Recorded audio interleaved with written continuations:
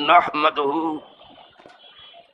ونصلي ونسلم على رسوله الكريم اما بعد فاعوذ بالله من الشيطان الرجيم بسم الله الرحمن الرحيم وعن انس قال قال رسول الله صلى الله عليه وسلم لأن اقود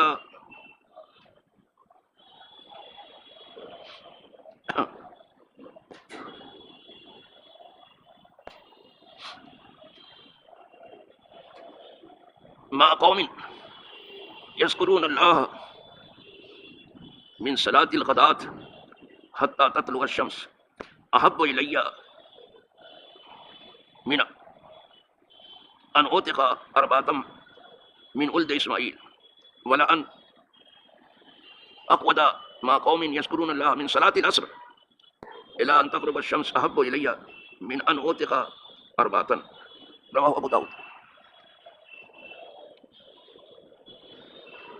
حضرت انس سے روایت ہے، یہ خادم خاص ہیں،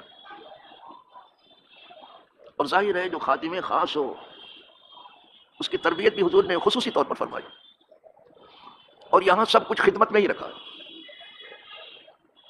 آج تک کوئی مخدوم ہوا نہیں بغیر خدمت کیے، ہر کی خدمت کر تو وہ مخدوم شد، اور یہاں خدمت ہی تو ہے۔ اگر خدمت خالق میں لگے تو وہ عبادت ہے، اور اگر خدمت مخلوق میں لگے تو بہترین معاملات ہے۔ پھر آپ خدمت ہی تو مین ہے۔ تو یہ خادم خاص ہے حضرت انس رضی اللہ عنہ، وہ بیان فرماتے ہیں کہ فرمایا رسول اللہ صلی اللہ علیہ وسلم میرا ایسی قوم کے ساتھ بیٹھنے پر گفتگو ہے۔ قیام کی فضیلت اپنی جگہ پر ہے، نماز وہ تقریباً نصف نماز ہے قیام۔ رکوع کی فضیلت اپنی جگہ پر ہے، اس لیے کہ رکوع صرف کی سنت میں ہے اور کہیں نہیں ہے۔ اسی لیے کہا کہ ورکعوا مع الراکعین، اہل کتاب سے رکوع والی نماز پڑھو، یعنی مسلمانوں والی، یعنی صلوا مع المصلین، مسلمانوں کے ساتھ نماز، ان کے کہیں رکوع نہیں ہے، اس لیے ورکعوا۔ تو رکوع کی فضیلت اپنی جگہ۔ سجدے کا تو کوئی کہنا ہی کیا ہے، سب سے زیادہ بندہ اقرب ما یکون العبد من ربہ وہو ساجد، سب سے زیادہ بندہ اپنے رب سے اس وقت قریب ہوتا ہے جب سجدے میں پڑا ہوتا ہے۔ تو یہ سب کی فضیلت اپنی جگہ ہے۔ یہاں یہ جو بیٹھتے ہیں آپ قاعدے میں نا، بیٹھنے کی فضیلت بیان ہو۔ قاعدے میں بھی بیٹھنا تو کیا کہنا، قاضے کے بعد بھی بیٹھنے کی یہ بات آئی ہے کہ بیٹھنے میں کیا ہے۔ حضرت انس کہتے ہیں کہ فرمایا رسول اللہ صلی اللہ علیہ وسلم نے کہ میرا ایسی قوم کے ساتھ بیٹھنا جو اللہ کو یاد کرتے ہیں فجر کی نماز کے بعد بیٹھ کر کے سورج طلوع ہونے تک بیٹھ کے اللہ کو یاد کر رہے ہیں، یہ بیٹھنا ہے نماز کے بعد بھی۔ تو جلدی سے نماز پڑھ کے بھاگنے والے بھی ذرا اس کو کیا سمجھیں گے۔ فرمایا کہ میرا بیٹھنا، حضور فرمایا میرا بیٹھنا اس قوم کے ساتھ جو فجر کی نماز پڑھنے کے بعد بیٹھتے ہیں اور اللہ کا ذکر کرتے ہیں بیٹھ کر کے، میرا ان کے ساتھ بیٹھنا۔ کب تک بیٹھتے ہیں؟ جب تک سورج طلوع نہ کر جائے، ایک نیزہ بلند نہ ہو جائے، جب تک بیٹھے رہتے ہیں۔ اعلان تک تو حضور فرمایا یہ مجھے زیادہ پیارا ہے، میرے نزدیک یہ زیادہ محبوب ہے، یہ بیٹھنا میرے نزدیک یہ بہت محبوب ہے۔ احب الی من ان اوثق اربعۃ من ولد اسماعیل، اس سے بھی پیارا ہے کہ میں اولاد اسماعیل میں سے 4 غلام آزاد کروں۔ یہ بیٹھنا، لیکن ٹوپی پھینک کے بھاگنے والے اس کو کیا سمجھیں گے کہ بیٹھنے میں بھی کچھ نماز کے بعد ہے؟ یہاں تو بھاگم بھاگ لگی ہوئی ہے، کوئی موبائل پھینک کے بھاگ گیا،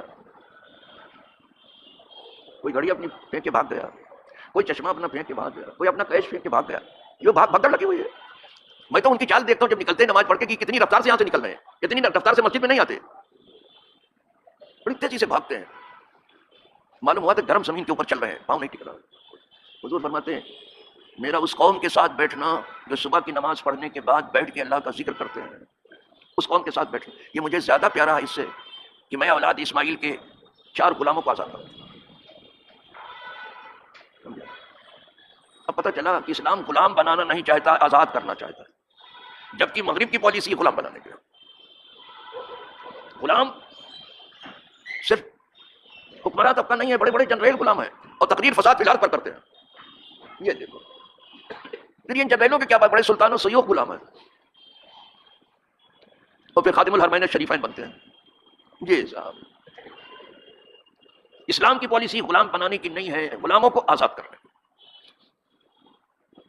اس لیے کہ ہر کوئی اپنے ماں کے پیٹ سے آزاد پیدا ہوا، تو جب وہ آزاد پیدا ہوا ہے تو اسے آزاد رہنے دو. تو میں تمہاری آزادی مبارک، اس کو اس کی آزادی مبارک. کیوں کسی کو غلام بنا؟ تو کسی کو بھی آزاد کرو، نفع ہے. لیکن کیونکہ حضور ولد اسماعیل سے ہی ہے، اور یہی ایک نبی ہوئی ہے ولد اسماعیل سے، لیکن پھر نبیوں کے امام ہوئے ہیں. بقیہ جتنے نبی ہوئے ہیں سب حضرت عیسیٰ کی اولاد سے ہیں.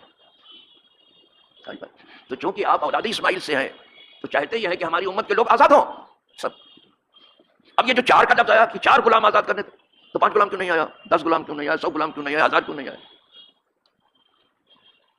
تو ظاہری طور پر جو سمجھ میں آتا ہے وہ یہ ہے کہ 4 کی بات اس لیے آئی کہ یہ فجر کی نماز 4 نمازوں کے بعد ہے. عشاء سمجھ میں آیا؟ عشاء کے تک لے دیجیے، ظہر، عصر، مغرب، عشاء 4 کو لے کر کے فجر والی جو ہے یہ 5ویں ہوتی ہے. تو گویا ہر نماز میں آپ ایک غلام آزاد کر رہے ہیں. کہا اس سے بھی زیادہ مجھے پیارا ہے ان کے ساتھ بیٹھنا، اس لیے 4 کا لفظ ہے. 4 نمازوں کے بعد آئیے فجر کی نماز. اسی طرح فرماتے ہیں عصر کی نماز پڑھ کے جو لوگ بیٹھتے ہیں اور اللہ کو ذکر کرتے ہیں ان کے ساتھ مجھے بیٹھنا زیادہ محبوب ہے کہ میں 4 کو آزاد کروں. یہاں ولد اسماعیل نہیں کہا، کسی کو بھی، کسی کو ولد اسماعیل ہوتا تو پھر کیا کہنا، اسماعیل کی اولاد میں سے ہو تو ان کو 4 کو آزاد کرو. یہ کیوں دیا درس امت کو؟ اس لیے کہ ایسی قوم ہے یہ اللہ کو یاد کرنے والی بیٹھ کر کے، ان کے ساتھ بیٹھنے والا کبھی نامراد ہوتا ہے. حدیث پاک میں ہے ہم القوم لا یسقی بہم جلیسہم، یہ ایسی قوم ہے کہ جو ان کے ساتھ بیٹھتا ہے وہ کبھی بھی بدبخت ہو ہی نہیں سکتا. ان کے ساتھ بیٹھنا بھی اچھا ہے. یعنی حضور مشورہ دے رہے ہیں کہ جو اللہ کو کثرت سے یاد کرتے ہیں ان کے ساتھ بیٹھو. جس کو عارف رومی اپنے لفظوں میں بیان کرتے ہیں، صحبت صالح تورا صالح تورا. اچھوں کی صحبت تجھے اچھی بنا دے گی، صحبت طالح تورا طالح کنت، اور بروں کی صحبت تجھے برا بنا کر کے چھوڑے گی. ان کے ساتھ بیٹھنے والا کبھی جو ہے بدبخت ہوتا ہی نہیں. ان کے ساتھ بیٹھو وقت ہو. کہیں کہیں تو بہت زور سے عارف رومی لکھنے لگے ہیں اسی چیز کو، ایک ساتھ صحبت باولیاء بہتر سے سالتات بیریا. ایک گھڑی اللہ والوں کے ساتھ بیٹھنا تمہاری 100 سالہ عبادت سے بہتر ہے، برابر نہیں بہتر ہے. اور اس کو وہی جانتے جو بیٹھتے ہیں، جو بیٹھتے نہیں اس کو کیا جانے کے سوال ہی نہیں بچتا. تو یہ 2 نمازوں کا ذکر ہے. عصر کے بعد یہاں تک بیٹھنا کہ سورج غروب ہو جائے، جو بہت قوم بیٹھ رہی ہے. یہ 4 غلام آزاد کر دیں. یہاں بھی عصر کے بعد جو بیٹھے تو 4 نمازیں پھر ہو گئی. عصر 5ویں ہو گئی، وہاں فجر 5ویں ہو گئی، یہاں عصر 5ویں. دونوں میں 4 غلاموں کو آزاد کر. اب غلام تو ملتے نہیں کہیں، یعنی ظاہر وجہ تو گناہ بھی غلام ملیں گے آپ کو، لیکن بازار میں نہیں بکتے ہیں، ان کی بولی تھوڑی نہیں لگتی. ہاں سیاسی بازار میں بکتے رہتے ہیں، سیاسی بازار میں بکتے رہتے ہیں، خریدے جاتے ہیں. جس کو یہ ہارس ٹریڈنگ کہتے ہیں، گھوڑے خریدنے، گھوڑے نہیں گدھے ہیں، گدھے خریدنے. ہارس کہاں سے ہو گئے؟ یہ اہل سیاست سمجھتے ہیں کیا اپنا اچھا نام رکھا ہارس ٹریڈنگ. ہارس ٹریڈنگ نہیں ہے، ڈنکی ٹریڈنگ ہے، گدھا خریدنا. گھوڑے خریدتے جاتے ہیں کہ بھائی ہماری پارٹی میں آ جاؤ اتنا لے لو، یہ روز خریدتا رہتے ہیں. لیکن پھر ایسے ظاہری طور پر غلام نہیں ملتے. تو اب کیسے کیا کریں گے آپ؟ تو 4 وہ لوگ جو بیچارے مجبور و مقہور ہیں اور قرض کے بوجھ میں دبے ہیں، ان کا قرض کے سب سے اتار دو کہ بھائی تم دبے جا رہے ہو قرض کے اندر، لو قرض ختم کرو. اس سے بہتر ہوگا مقروض کو آپ آزاد کرو، اس کی قرض چھڑا دو قرض سے. کوئی گرا پڑا ہے اٹھا لو، کسی کے پاس مکان نہیں مکان دلا دو، کسی کے پاس دکان نہیں دکان دلا دو. بہت ساری دکان لے کے آپ تنہا کیا کرو گے، اس کو دلا دو. کوئی بھوکا ہے کھانا کھلا دو، پیاسا ہے پانی پلا دو، بے سایہ سایہ فراہم کر دو، بے جگہ ہے جگہ دے دو تھوڑی سی. یہ سب کام کر سکتے ہو آپ. تو ایک حدیث تو یہ ہو گئی ہے. دوسری حدیث پھر سنیے صاحب، انہی سے ہے حضرت انسی سے دوسری حدیث میں ہے. وان ہو قال قال رسول اللہ صلی اللہ علیہ وسلم من صلی الفجر فی جماعت ثم قعد، پھر بیٹھا رہا یذکر اللہ، اللہ کو یاد کرتے ہوئے، حتی تطلع الشمس، یہاں تک کہ سورج طلوع ہو جائے. ثم صلی رکعتین، پھر اس کے بعد جب سورج ایک نیزہ بلند ہو گیا تو اس نے 2 رکعت نماز پڑھی، جسے آپ جو ہے اشراق کی نماز کہتے ہیں. اس نے 2 رکعت پڑھی. کانا کاجر حجۃ و عمرۃ، تو یہ حج کرنے جیسا ہے، عمرہ کرنے جیسا ہے. دیکھ رہے ہو آپ، یہ بیٹھنے کا مزہ ہے. صبح حج کرنے جیسا ہے اور عمرہ کرنے جیسا ہے. اس کے بعد حضرت انس کہتے ہیں فرمایا رسول اللہ صلی اللہ علیہ وسلم تامتن تامتن تامتن، پورا پورا، ایک ادھورا مت سمجھنا. یہ ایسے جیسے اس نے حج کیا اور عمرہ کیا. تو حج تو فرض ہے، عمرہ نفل ہے. تو جو فرض نماز فجر کی ادا کی وہ فرض ادا ہو گیا، وہ ادا کر کے بیٹھا ہے، وہ بھی جماعت کے ساتھ بیٹھا ہے، تو اس نے حج کا ثواب لے لیا حج سے. اس فرض نے اس فرض کو کور کیا جا کر کے، یہ فرض جو ادا کیا اس فرض نے اس فرض کو جا کے کور کر لیا. لیکن 2 رکعت جو نفل پڑھی وہ تو نفل ہے، تو اس نے عمرے کو کور کر لیا.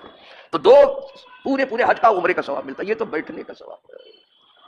خدا اللہ والوں کے ساتھ بیٹھنا نصیب کرے، جینا نصیب کرے، مرنا نصیب کرے اور اٹھنا نصیب کرے. وآخر دعوانا الحمدللہ رب العالمین. اٹھیے